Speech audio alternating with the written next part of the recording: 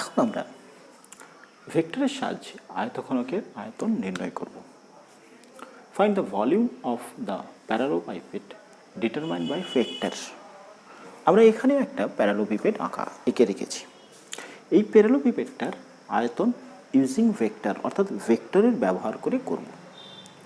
এটা করতে গেলে আমরা প্রথমত ম্যাথামেটিক্সে এই ধারণাটা আছে কিনা দেখে নিই যে এই আয়তঘনকের আয়তন হবে কীরকম না। এই যে তলটা আছে এটা একটা তল,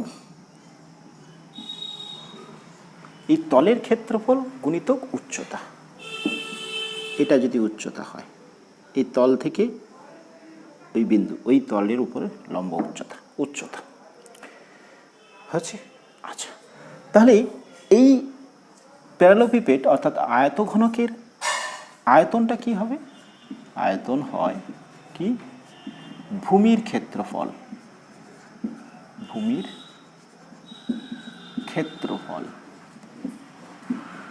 ইন্টু উচ্চতা। এটা করলে আমরা আয়তন নির্ণয় করতে পারি একটি আয়তঘনকের। এই ভূমির ক্ষেত্রফল, ধরো এই ভূমিটা একটি আয়তক্ষেত্র, ওই আয়তক্ষেত্রের ক্ষেত্রফল দুটি ভেক্টর রাশি দ্বারা দুটো বাহুকে প্রকাশ করা আছে। এটা বি ভেক্টর, এটা সি ভেক্টর। বি ভেক্টর এবং সি ভেক্টর দ্বারা প্রকাশ হচ্ছে। তাহলে ভেক্টর নিয়মে প্রথমত এই অংশের ক্ষেত্রফলটা আমরা নির্ণয় করতে পারি কিনা দেখব। আমরা ধরে নিই এরকম একটা সামান্তরিক, এর ক্ষেত্রফল নির্ণয় করব, যার এই বাহুটা বলা হচ্ছে প্রকাশ করছে বি ভেক্টর দ্বারা, এটা প্রকাশ করছে সি ভেক্টর দ্বারা। কিভাবে করতে পারি না, এই ভেক্টর এবং এই ভেক্টর যদি হয়, আমি এই অংশের ক্ষেত্রফলটা নির্ণয় করতে গেলে কি করব না, ত্রিভুজের ক্ষেত্রফল থেকে আমরা করতে পারি। কি ত্রিভুজের ক্ষেত্রফল থেকে কি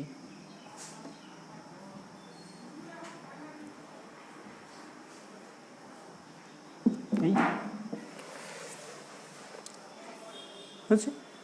তাহলে কি ছিল, এই ত্রিভুজটার ক্ষেত্রফল যদি নির্ণয় করতে পারি, এই ক্ষেত্রফল এবং এই ক্ষেত্রফলের সমষ্টি হচ্ছে গিয়ে পুরো ক্ষেত্রফল। আমি নাম দিয়ে দিই এ বি সি ডি। আমাকে এই সামান্তরিকের ক্ষেত্রফল আগে নির্ণয় করতে হবে, তাহলেই আমরা এই ভূমির ক্ষেত্রফল পাবো। কি করতে পারি, এ বি সি একটা ত্রিভুজের ক্ষেত্রফল কি হাফ ভূমি কোনটা এসি, উচ্চতা কোনটা বি ও।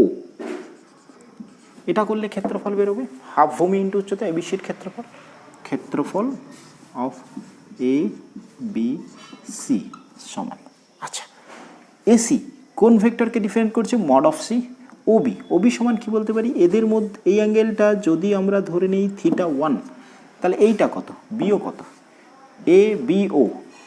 এ বিও একটা সমকোণী ত্রিভুজ। তাহলে বিও লিখতে পারি কি half of mod of C vector AC মানে, আর এইটা মানে লিখছি B vector sine of theta mod of B sine theta.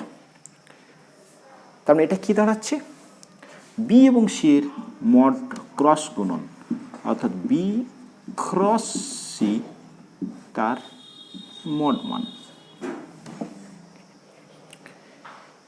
তাহলে আয়তক্ষেত্রের সামান্তরিকের ক্ষেত্রফল কি হবে, সামান্তরিকের এটা ত্রিভুজের ক্ষেত্রফল, সামান্তরিকের A B C D 2 of half of B cross C with mod মান। তার মানে বি ক্রস সি তার মড মান করলে আমরা এই আয়তক্ষেত্রের ক্ষেত্রফল করতে পারবো।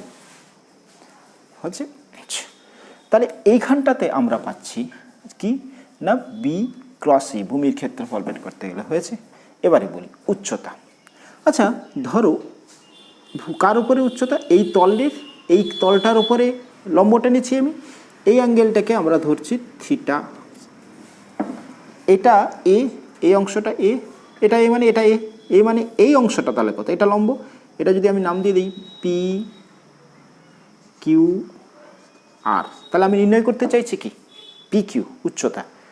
পি আর কত, পি আর সমান mod of A vector, P Q সমান কত এটা যদি থিটা হয় তাহলে A mod of A cos of theta. দেখো এটা যদি না, এটা 90, তাহলে এটা ভূমি বায়ু ত্রিভুজ, তাহলে কি দাঁড়াচ্ছে, যদি আমি এই ত্রিভুজ সাপেক্ষেও করি তাহলে পি আর কিউ ত্রিভুজের ক্ষেত্রে আমরা কি বলবো, কস অফ থিটা সমান কি লিখতে পারি, O Q by P R. তাহলে সরি, এটা পি কিউ নাম দিয়েছি, এটার নাম দিয়েছি পি কিউ।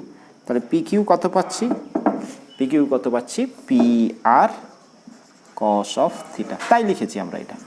তাহলে এ অফ কস থিটা হয়েছে, তাহলে উচ্চতাটা হচ্ছে এ অফ কস থিটা। তাহলে এক্ষেত্রে আমরা উচ্চতাটা কি পাচ্ছি, দেখো ভূমির ক্ষেত্রফল উচ্চতাটা পাচ্ছি এ কস অফ থিটা, আর এইটা পেয়েছি বি ক্রস সি, ভূমির ক্ষেত্রফলটা হয়েছে, ক্লিয়ার।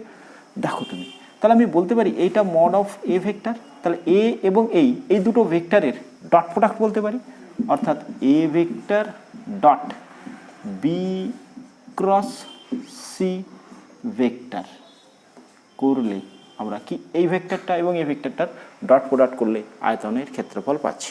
পুরো বিষয়টা আরেকবার ক্লিয়ার করা যাক। আমরা এইরকম একটি আয়তঘনকের আয়তন নির্ণয় করতে চাইছি।